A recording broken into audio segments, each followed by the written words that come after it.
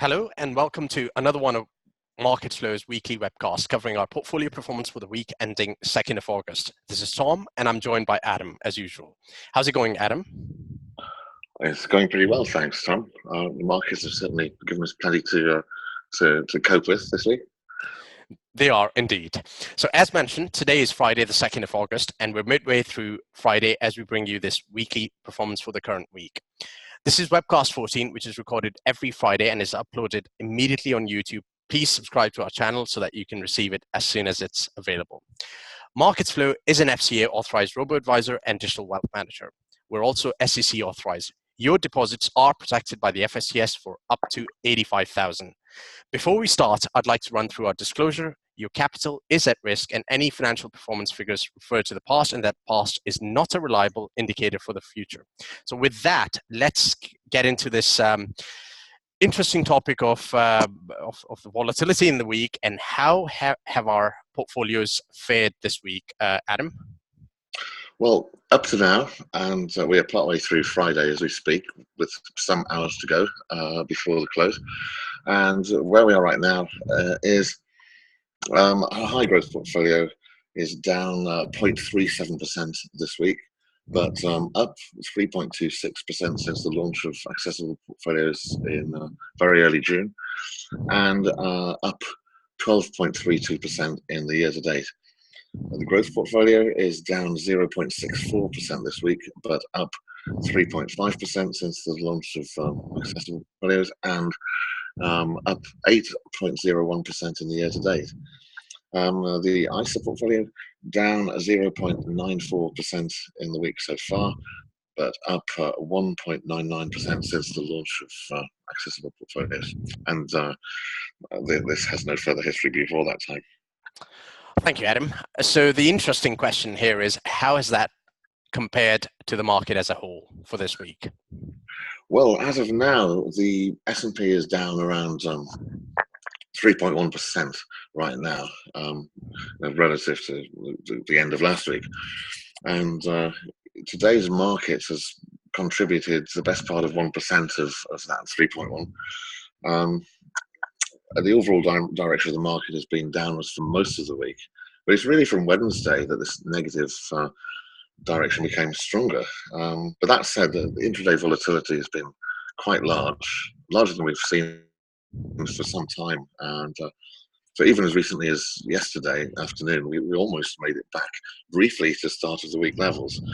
So there was all this oscillation around a downtrend. And then we come into today and we've hit the lowest levels of the week earlier on today. But that may be softening now. This just shows you how a day can have several parts to it.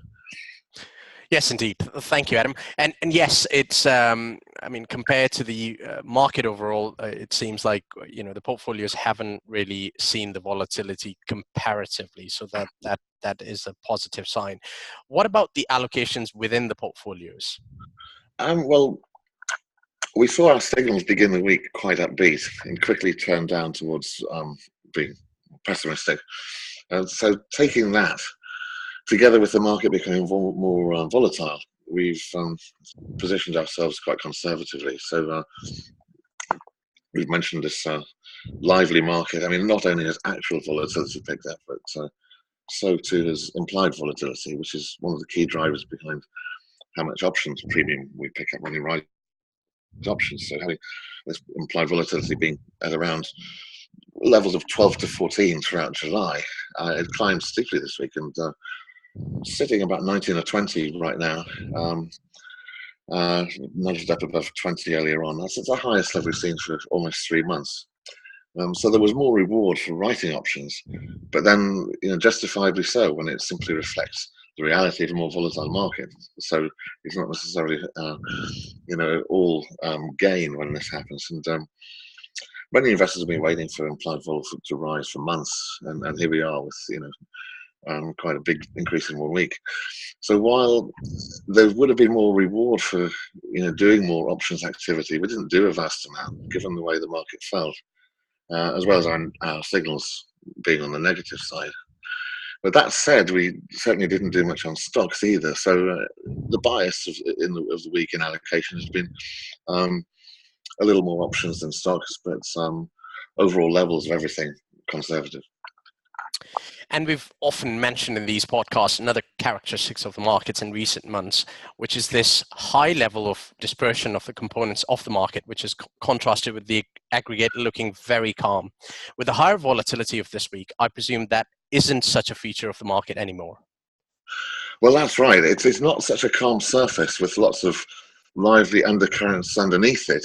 The undercurrents are still there, but the surface is now, joining in and looking quite choppy. It's too early to say if this is a regime shift that's going to take us into a new chapter, or if it's just a fairly short-lived disruption. One implication of the way things are this week is that it's no longer what the traditionalists call a stock pickers market. One where most of the gain or loss depended on whether you picked the right stocks. It now matters relatively more than it did how much overall market exposure you've got.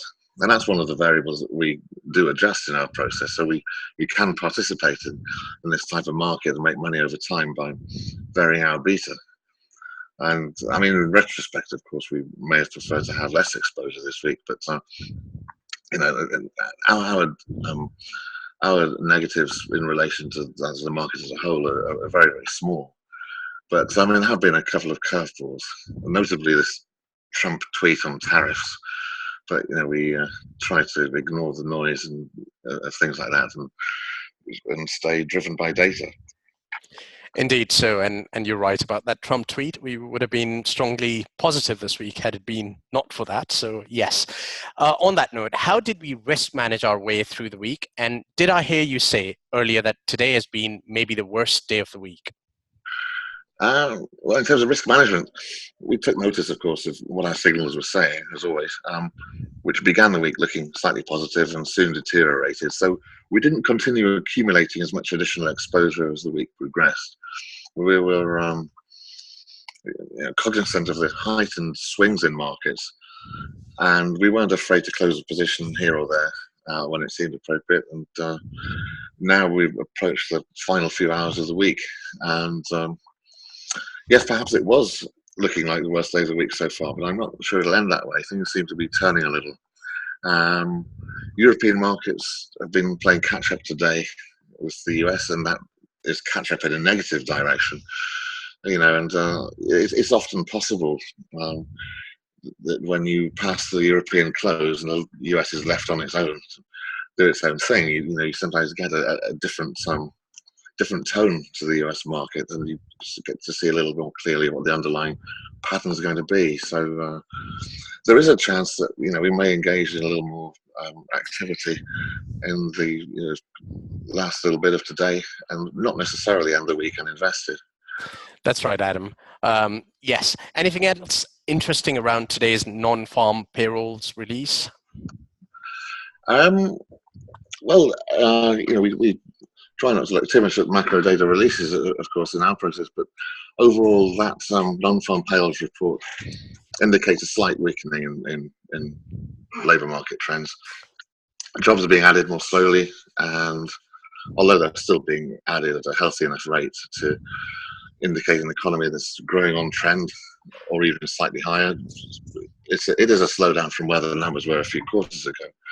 And importantly, labour market data, don't forget, reflects what the economy was doing rather than what it's doing right now, as it tends to be a lagging indicator. But I think the big issue for markets, for those who pay a lot of attention to this report, is really whether the Fed can proceed to cutting rates further. I mean, this report is likely to be interpreted as it's not getting in the way of them doing so.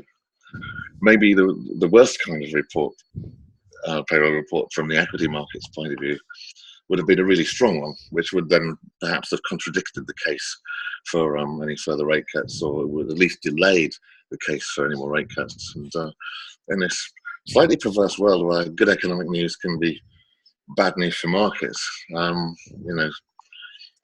often is all about what it means to the Fed. Anyway, as I was saying, it's not a big part of our process to look at things like that. We just sort of remain mindful of them and focus on our own process. Thank you, Adam. That's very useful. So this brings to the end of our podcast. I've enjoyed this, and we'll be back with next week, continuing the podcast as usual. In the meantime, thanks for watching or listening to us on YouTube. Please remember to subscribe to our channel and have a great weekend. We look forward to our next week's podcast. Thank you and take care.